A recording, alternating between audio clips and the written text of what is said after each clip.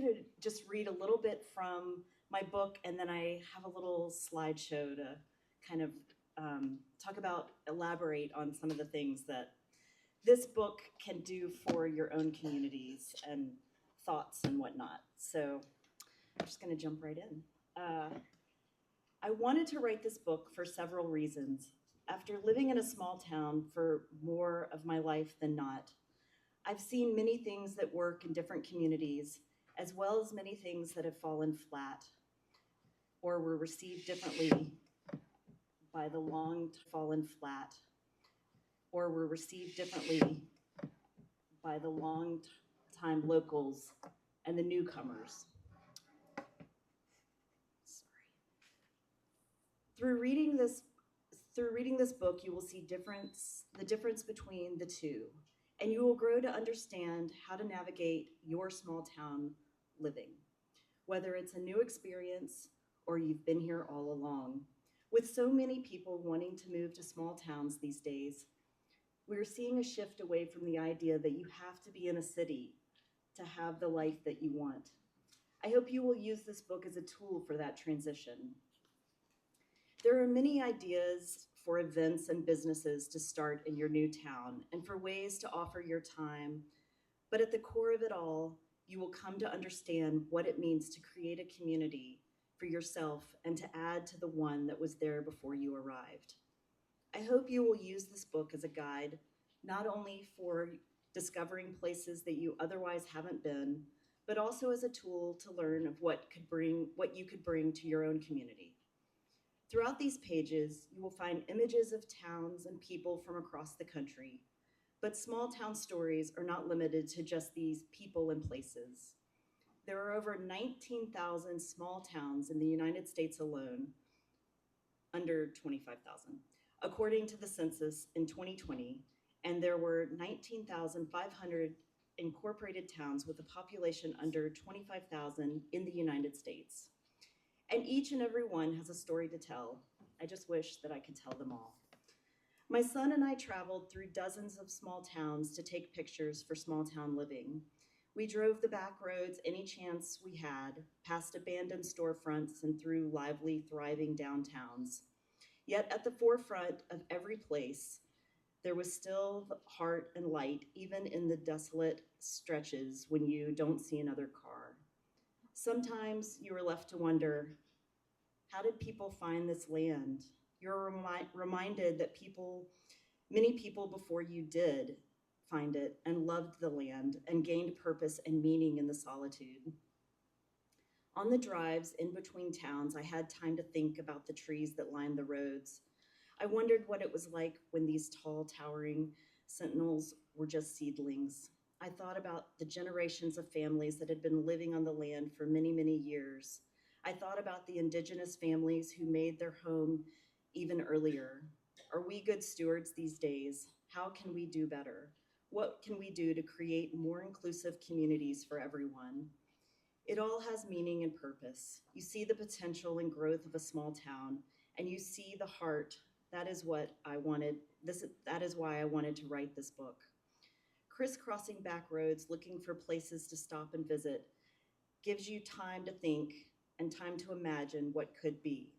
There's something magical about the blank canvas of a small town, and there's something fascinating about passing through a small town and seeing abandoned buildings, kudzu covering the windows, boards falling in, nails rusting, and thinking, is this my mark on earth?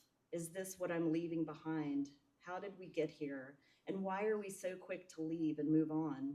How did these structures become so worthless while they rest in a place that at one time someone wanted to call home, a place we found so much value in, and they were so quick to walk away from? There are dozens and dozens of these abandoned spots, buildings, and towns just waiting for us to breathe new life into them.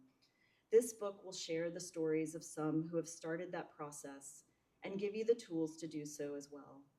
Think of this book as a map to navigate your small town move, understand ways to build community, and add to the one that's already rooted in place.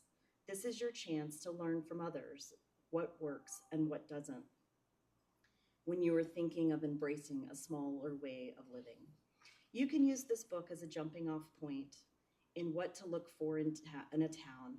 Apply the lists of places outlined for you of towns to consider calling home and ideas to start your own small town life. There's a little something for everyone thinking of making the move to a small town, and even those who just want to visit, which I should add, New Albany is listed in the back of places to consider for people. So now we're going to jump to Nebraska. And this, to be completely honest, it's not a place that I ever thought that I would be as excited about what's happening. Nebraska, I had been to Nebraska previously, and it didn't quite strike me, but I went to Ashland, Nebraska for the book, and it was absolutely charming. And some things that they're doing there are just really interesting for their community, and I think it's something that could be adapted to a lot of places, some of the ideas that they're embracing. Laura Kapp grew up just 10 minutes from where she now spends most of her days, at her paper goods shop Postscript Press, which opened in 2015 in Ashland, Nebraska. Though she never imagined that she would feel pulled to move back, she's now raising her 3 daughters and her husband Josh, with her husband Josh in the area that shaped her own upbringing. After moving to Iowa City for graduate school in English, after which she planned to be a professor, Laura quickly became enamored with the book arts at the University of Iowa's Center for the Book. While she was working on her dissertation, the couple decided to start a family, not expecting identical twins.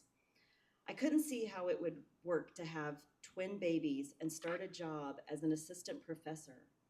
So I reapplied for grad school through the Center for the Book's MFA program. And then when I finished that program, I decided I wanted a hybrid job where I could work with both literature and the book arts, shared Laura. Laura wasn't sure how to find this unicorn of a job, so she decided she would have to invent it. She envisioned a stationery and paper goods store with a workshop and studio space in the back, and initially thought she'd have to set up a shop in the city to generate enough traffic to make it work. I thought I would open in Omaha due to its size and foot traffic, but again, life intervened to make us pause. My husband ultimately wanted to live out in the country. I didn't want to be that far away from where my girls would be at school. I didn't want to be commuting on top of work days, and finding the kind of neighborhood I craved, historic district, pedestrian friendly, would have limited us to just a handful of very coveted and expensive neighborhoods in Omaha. Again, I'm super practical and didn't want to take on a ton of debt for an experiment business when I had never run a business before, said Laura. With the twins in tow, the couple decided to move back to the Omaha-Lincoln area and figure out their next move once they were in the region. A random off-the-highway moment would ultimately decide their next chapter.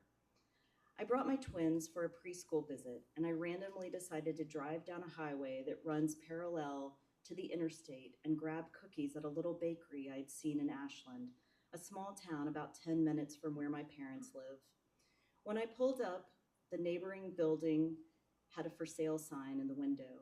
I didn't think too much of it since my sights were primarily set on Omaha. But when we emerged with our cookies, I decided to peek in the window. It was charming. We were able to go inside as the space was being used for the town's newspaper office. It was a generous size and for what I imagined, and looked to be in pretty darn good shape. It had exposed brick walls and old wood floors, and as I drove away, every obstacle that had stood in the way of our decision-making fell away. It was 3 blocks from the elementary school. We could live in town for a bit and in the country later, and never have more than a 10-minute commute. While we hadn't planned to buy real estate, it was so affordable that it made a whole world of sense, both as an investment and as a protection should my business succeed. So we took the plunge and have now lived here for 8 years, exclaimed Laura. I worried a lot about just not really having a clue as to what I was doing. I didn't think that I would really know how to run a business effectively for a while. So there was something that appealed to me about being a little bit off the beaten path. I've just felt like the level of expectation is maybe not as great or as high in a small town as it would have been if I had been in a more popular district. In the end, I felt like it would have given me the kind of space and time to figure out what I was doing without as much pressure. Finding your family's needs. When the school bell rings at 3 o'clock, Laura doesn't engage in a typical school pickup juggle that many of us go through. Since the elementary school is just a few blocks away from Postscript Press and the Ashland Library acts as a midpoint between the two, the girls are able to walk to the shop, often stopping by the library after school to read or check out a new book on the way. We were weighing our options, and I knew that Josh wanted to live outside of Omaha, but that would have meant at least a half-hour commute on top of a workday. Financially, it would have meant if I wanted the kids, if I wanted the kind of location I was envisioning, we would have had to have a lot more overhead on a monthly basis to operate the shop. And there is just instability if you don't want to purchase real estate. Not knowing if your rent is going to be increased year after year, not knowing if you're ever going to have access to the space year to year, explained Laura. Buying the space in Ashland just reduced the number of logistical complications that we can ensnare ourselves in as small business owners. And there's just no traffic to deal with living in Ashland. It's kind of easy. It's an easy lifestyle that takes a lot of stressors away that you just sometimes have when you're living in a bigger place. Generating the creative community you want to live with. In addition to the programs Laura offers to the community through Postscript Press, she also is a member of the local Chamber of Commerce, has spent some time on the Board of Humanities Nebraska, the statewide National Endowment for the Humanities program, and plans to one day join the board of her local library. She also works closely with the Economic Development Executive Director for the town's historic downtown. And Laura and her staff spearhead the planning for Hometown Christmas, the town's annual holiday program. Laura's love of book arts also informs her contributions to the town's creative community, as she creates leather-bound journals for the Young Authors Award each year at the local school. And she applies her background in literature when hosting poetry readings in her shop. Laura also plans to execute even bigger ideas over time. One of the things I'm really excited to do is to start a reading series at the new auditorium. Omaha's got a great independent bookstore called The Bookworm that's been there forever, and Lincoln has a couple bookstores as well. I want to collaborate with these bookstores. And you know, our location is halfway between Omaha and Lincoln, pretty exactly. It's a lot on any given evening to drive from Omaha to Lincoln or to Lincoln to Omaha, but the drive half an hour is more accessible for people during the week. I think it could be a really successful and fun series. It's been nice to bring educational kinds of things to town and to try to expand the number of opportunities that are available for arts and culture. I love that dimension of life, Laura gleefully shared. She's not been shy about working to bring diversity awareness to an otherwise less than diverse community. From hosting Juneteenth events to fundraisers to participating in Black Lives Matter marches, I'm trying to be supportive space, giving kids access to books with characters who reflect the range of human experiences is really important to me, expressed Laura. Understanding how your vision fits into the town's vision. When a community grows too fast, it risks losing some of the charm and appeal that draws people to it in the first place. We've come to really love living in a small town, so I feel weary of too much growth too quickly. I feel like it can change the character of a place in a hurry if people aren't careful about it, expressed Laura. Ashland is growing, and Laura voiced concern over how her own efforts might have contributed to that. I think that a growing community is a sign of health to a degree, but I also think that there's this hard tension that's at play sometimes. people and families who have been living here for many generations. Ashland has always been a small place, and so I don't want this to feel like it's not their community anymore. I assume that since a lot of people were living here, were living here in a, were living here living, excuse me, a lot of people were here living in a small town. The broad desire would be to keep it small. But there are a lot of people who seem to think that the growth is great. It's worth having a conversation about the different directions that we can possibly take things. And I would say our downtown and our little strip of shops and restaurants and whatnot has definitely become more of a tourist attraction over time. When we get to the weekend, you see a lot of traffic from Omaha and Lincoln. That's the reality. That's not a bad thing. I think it's one of the things we have to offer, a beautiful, charming, small town experience. But at the same time, I'm just trying to be really sensitive to what it's like to live here as a resident and watch our community change. And I don't want to make a decision that will alienate that population, that native population that's been here for a long time.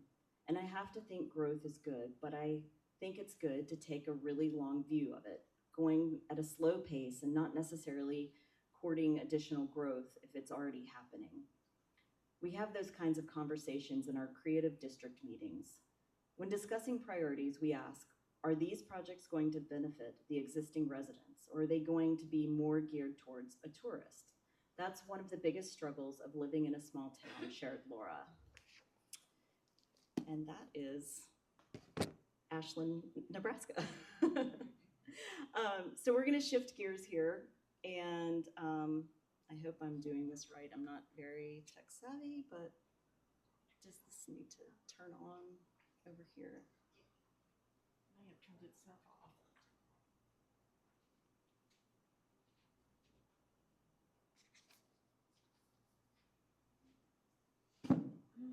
And I will be leaving room for questions, so be thinking about if you have any questions as we're setting this up. Okay. So building a creative small town. I just kind of put together some different ideas that I've seen in all my travels that have been really interesting and exciting to me, that I feel like are things that, like, I live in Water Valley, not too far away, and things as I was like in Marfa, Texas, seeing like an empty field that they had turned into a free drive-in theater, but not drive-in. You just like bring your chairs, and it just is there year round. Like little ideas like that I just kind of tucked away, of ideas that I think are really interesting and could work in a lot of places. Let's see.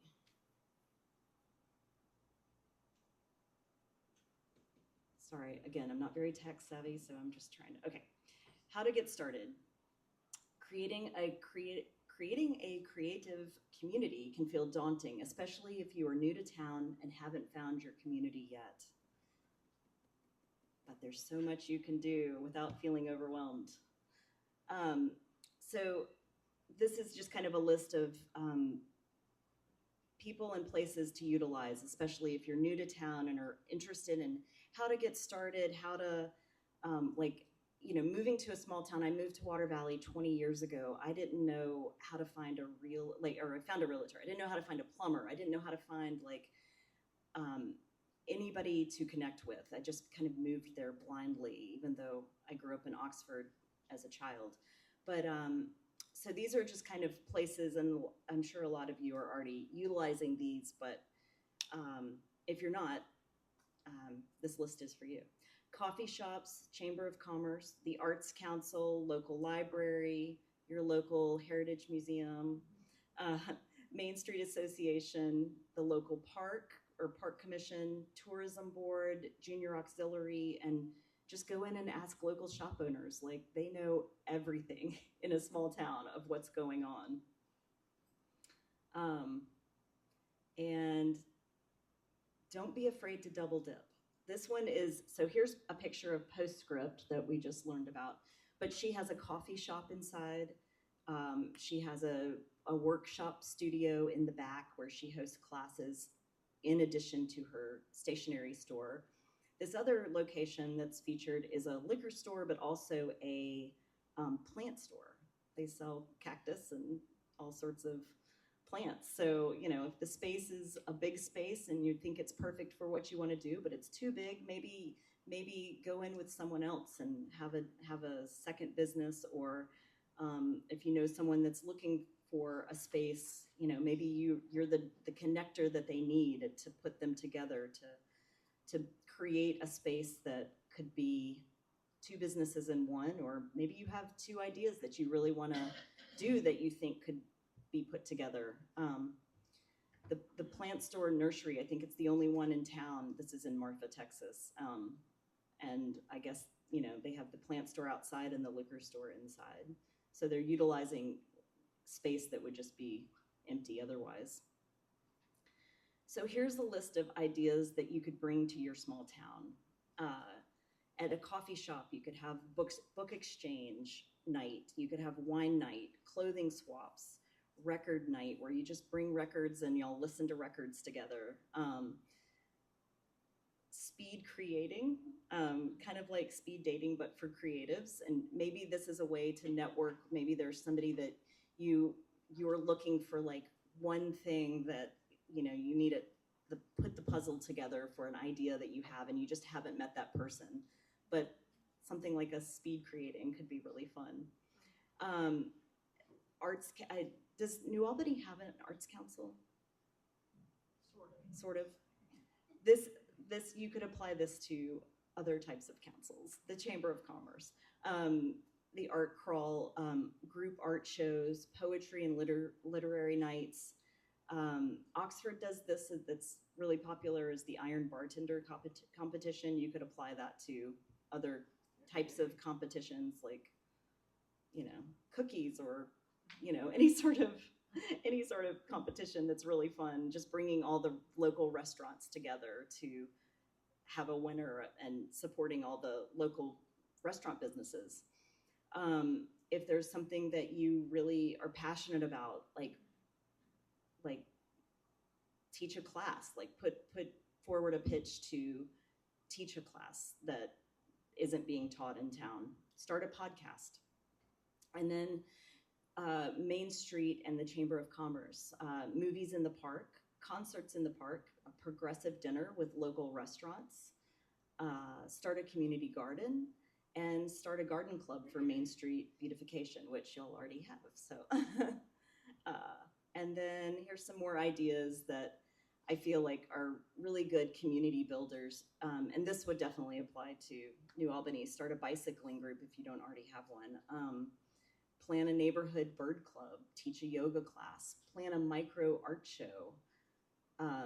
And that would be, a micro art show would be like the small libraries that you see, the little giving libraries, but small art inside of the little free library boxes. Organize a giving box, like a little library for those in need. Start a local radio station, start a supper club, and how to use your creative talents.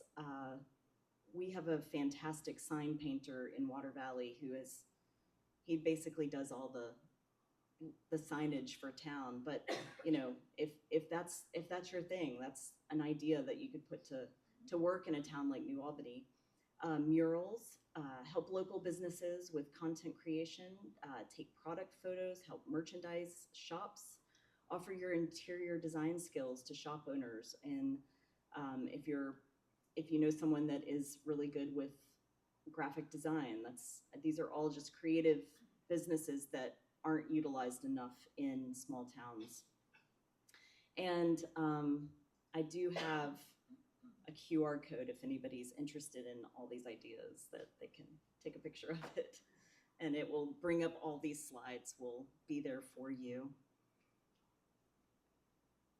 Give you a moment to do that, and then I would love to answer questions if anybody has any. Yes. What made you choose those particular small towns to visit? So my criteria, did everybody hear the question? What made me choose the small towns that I selected for the book? Um, so the criteria that I had was that everyone needed to have been living in a big city and moved to a small town under 25,000. And so I really just got out a map and was like, I want to try. So often books really focus on the East Coast and the West Coast, leaving out the middle of the country. And I think, you know, Mississippi included, we get left out of so many things. And so I really wanted to touch base a little bit on the coast, but mostly focus on the Midwest, the West, and the South. And so I just kind of went down a rabbit hole of like, got out the map, found people that I knew had moved from big cities to small towns, and then went down a rabbit hole of, okay, this person, like I was like, I want someone in Maine because it's the East Coast, but it wasn't talked about as much. And so I found a person in Maine that was fantastic. She was a curator at Colby College in Maine from Montreal, French Canadian. And it turns out she had moved to Ohio, to an even smaller town. But I found her through Instagram, looking at like the Maine magazine Instagram, just looking for different creatives that might have an interesting story to tell. And I found her, and she's in the book, and she's a curator at the Gunn Gallery in outside of Mount Vernon, Ohio now, which is an even smaller town than where she was that I was hoping to feature her. So really it was just a combination of I knew these people and also a rabbit hole, which is really fun to go down. How many miles did you travel doing this? Well, so my son and I traveled for over the course of 4 months. We were gone for 6 weeks and then came home, and then we were gone for 3 weeks and then came home, and then a couple of the trips I flew myself because they were just too far at that time. I don't know exactly how many miles I put on for this book, but the new book that's coming out in the spring, we were gone for 2 straight months on the road, and I put 13,000 miles on my car. So we drove all the way from here to California up to Whidbey Island, Washington, and then across the country up to Maine and then back down. So we did some time on the road. Any other questions? You said you live in Water Valley. Yeah. Do you feature them in your book? I don't, because it gets a little political of like, if I pick one, why did I pick that one as opposed to someone else? And then I didn't want to hurt any feelings of, again, small town dynamics, you know, like somebody's going to get their feelings hurt if I feature somebody in, I do talk a lot about Water Valley a lot, but I didn't specifically feature anyone. Just, I'm very, I wanted to be very diplomatic about it. I know you mentioned Nebraska, but do you mention any other cities in Mississippi? Yes, Clarksdale. Yeah, and in the new book, there's someone from there's a couple from Clarksdale that started the Travelers Hotel, and they've lived all over, but they had moved from New Orleans to Clarksdale. And then in the new book, I have a family from Ocean Springs. The curator of the Walter Anderson Museum is featured.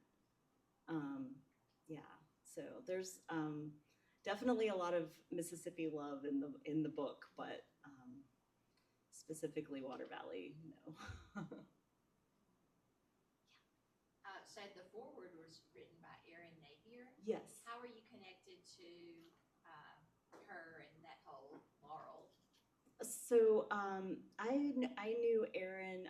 I met Erin when she had a stationery. I used to have a stationery store in Oxford, in the Lyric Theater called Amelia. And it was a little handmade store. It was only 187 square feet, and I had about 200 different artists that I featured in the shop. But it was stationery, like handmade jewelry, gifts for kids, just all sorts of fun little handmade goods. And she was before her store, if you're not familiar with Erin Napier, she has Hometown on HGTV with her husband, Ben. And before she was on TV, she had a stationery business. And so we were connected, just being, at the time, there weren't a lot of letterpress businesses, letterpress stationery businesses happening in Mississippi. And I was one of the only stores selling letterpress at the time. And so it was just a natural friendship. And coincidentally, she and I have the same agent, literary agent. And so we've stayed in touch, but I think also it helped that we have the same agent. Definitely doesn't hurt anything. But yeah, we've been friends for a long time. Yeah. So I've seen, and you've been in Water Valley, you said, for 20 years, and over that time, over really the 10 years since we've lived here again, I've really seen Water Valley develop, and with what started out as kind of like an art community, I guess, sort of hippie art community, has really continued to kind of morph and do progressive things and become a really attractive little town for all of its civic engagement. I'm sorry that I missed the recent watermelon festival and the watermelon drop. I missed it too. But I'm just interested to know, in the 20 years that you've been there, what are some examples, taking from your list, that you were personally involved with or that you observed and that you particularly admired and were successful in Water Valley? Yeah, so did everybody hear the question? Okay. So some things that I've seen happen. It's interesting, when I moved back to Mississippi in 2005, I moved from Memphis. I'd been living in San Francisco and then moved to Memphis and was there for a couple years. And I really wanted to move back to Mississippi. It was everywhere I looked, I compared it to Oxford and what I remembered as Oxford in the 80s when I lived there. And Oxford is definitely not like it was in the 80s anymore. So I looked a little further out and I found Water Valley, which reminded me very much of Oxford in the 80s, which is more like, real Mississippi. And I think now, because of the rapid growth in Oxford and the fact that nobody can afford to live there anymore, it's really just, they're tearing everything down and just building condos that all look the same, all geared towards students. It's not geared towards people that live there and work there. So they're moving further out. So what was when I moved to Water Valley, there were 18 empty storefronts on Main Street. And now there's one for sale, and that's it. Everything is booked, filled, and, everything is, it's completely changed from when I moved there 20 years ago. Actually, there's 2 places that are available.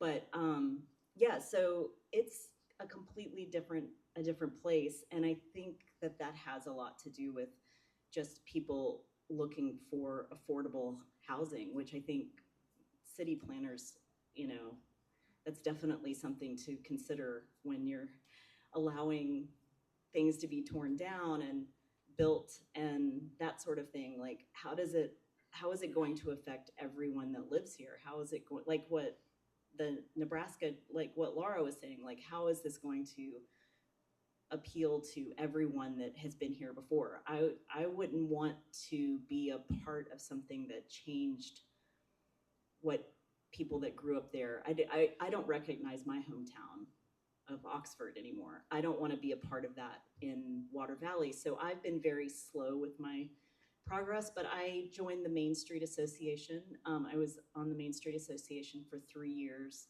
and we did things like start a farmer's market, start a concert series in a pocket park that's right on Main Street, and was part of the art crawl, the initial art crawl that has now, the Motel Art Show that you mentioned is about to have its 18th year. I think the art crawl is in its 16th year. And so, yeah, that was something that I helped do. And that was something that allowed the artists that were moving there to have their, be able to sell work right out of their homes, show that they lived there and were part of the community. And so that's continued. So that's what I've really been kind of contributed to, but it's, again, I like the slow approach just because I don't want to come in and steamroll anywhere.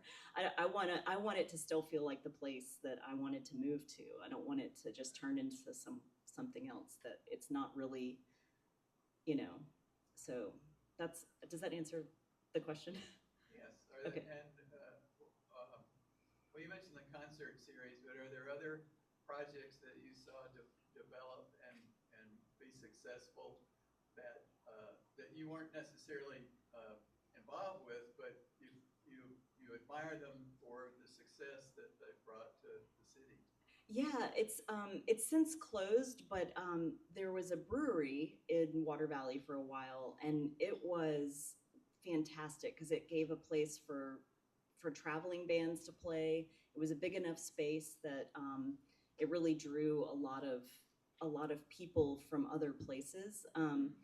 And it didn't necessarily need to be a brewery, but just that it was a place where musicians could perform was really exciting. The guy has since he sold the business, but there's been another place that's kind of taken its place called 10, which is stands for This Is Noteworthy, and they are building like a podcast studio. They have classes that they offer. They have poetry readings and literary readings and bands play and art shows, and it's just become this kind of cultural center right in the heart of Main Street, which has been really, really exciting to see happen because when you are new to a place that has 18 empty storefronts, you think this is very daunting, and how will we ever get to a place where people are doing the things that you want to participate in? And I had nothing to do with that spot, and it's happening, and I didn't have to there are other people that have since moved there that have the same vision, and so that's really, really nice. Sounds like Water Valley is drawn on the proximity of Oxford with the university and some of the talent there and the talent that comes through there with writers or musicians and so forth. That's correct. I've said it many times. I don't think Water Valley would be what it is without the university. We need the university. And we're just 20 minutes from Oxford. But I don't think it would have the same, I don't think we would have been drawn there initially. I say we, the artists, would have been drawn there initially without the proximity to the university. Because there's so much that those artists need the university for. It's definitely a working relationship.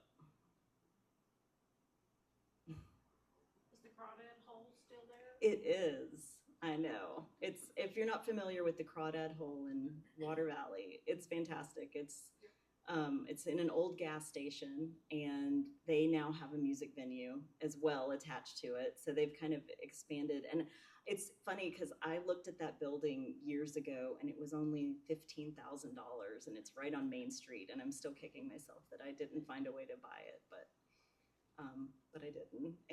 But at the same time, we need the crawdad hole, so I wouldn't have done the same thing with it. Do you have a business downtown? No, I did move when my son started kindergarten. I moved my shop to Water Valley from Oxford because he was in this. He's now homeschooled, but he was in the school system, and I didn't want to have to pay someone to work the store for 2 hours while I run back to Oxford or back to Water Valley to pick him up, and it was just so I moved my store and opened an art gallery, expanded to open an art gallery. And then I told myself that if I sold my next book, which was, I had written my first one at the time, the Small Town Living is my third. So I said to myself, if I sell a second book, I'm going to just go ahead and close the store and work full time. And I sold my next book and closed the store like 3 months later. So And the art gallery? and I closed everything so I could just work from home and not have the overhead, even though it was great. I taught kids art classes and had the art gallery, had the shop, and it was a great space, and it was right on Main Street, but I just couldn't see myself juggling all of it anymore. Any other questions? Tell us about your, I'm sorry. Yeah. About your upcoming book. So my next book is called Waterfront Living, and it's all about small towns near water, near rivers, lakes, oceans, and islands.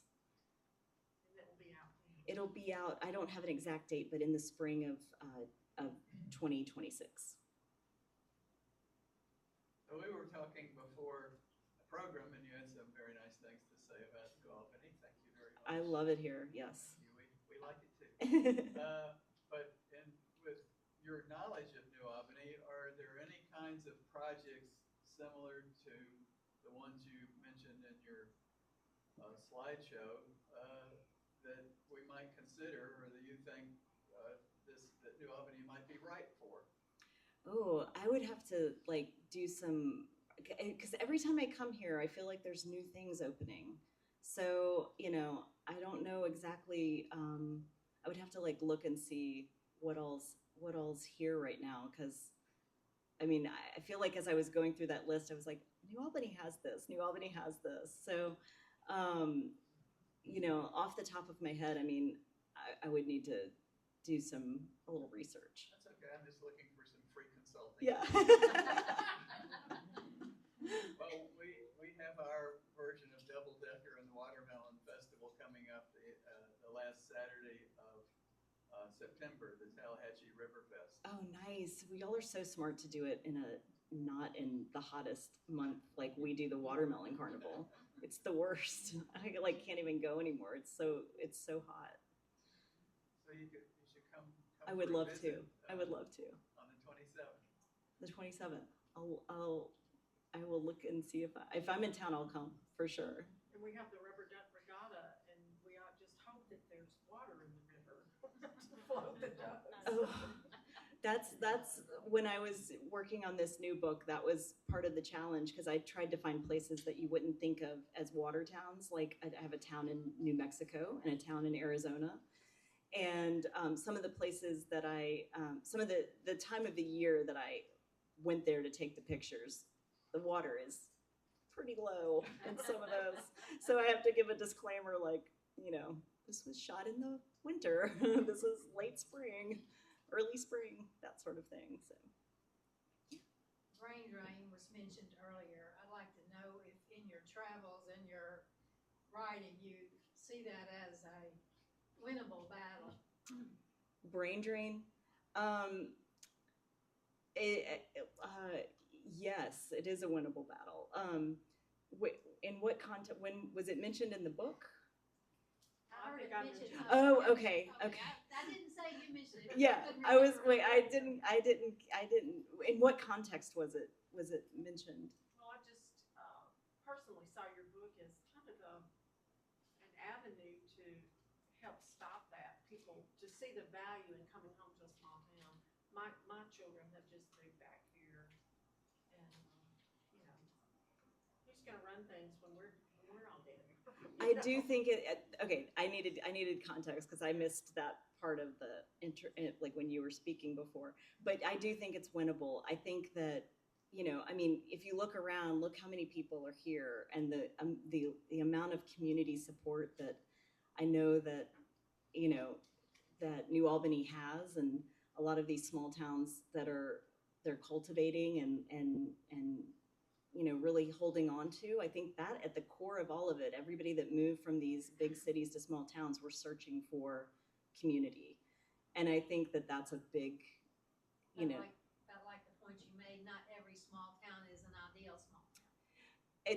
not every place is ideal, but I do think that, I think everywhere has potential, even if it's not like, if it doesn't offer what you really want, like if your interest is biking, we'll use that as an example because of the bike trail, but like it doesn't have the biking community, start a club that brings those people together, just so you can find those people that are on the same wavelength and are doing something or want to do something similar that maybe they didn't know where to start it either. It's just coming together, and I think you can overcome brain drain. Anyone else? Well, thank you all so much for having me today. I really appreciate it. Thank you.